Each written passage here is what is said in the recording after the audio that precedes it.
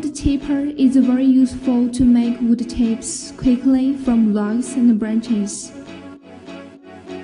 Its main parts include frame, inlet and outlet, belt pulley, cutter plate, and motor.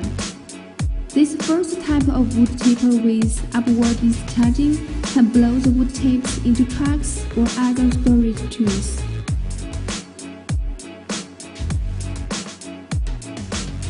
As for this type of wood chipper with downward discharging, can be set with conveyor for delivering the wood chips.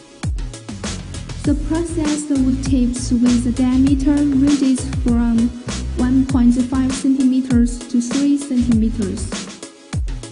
Both of these two types of wood chipper can be designed with motor as well as a diesel engine and wheels. The wood chipper can be different models and also with different working capacities. Welcome to subscribe my YouTube channel to see more videos for charcoal machines.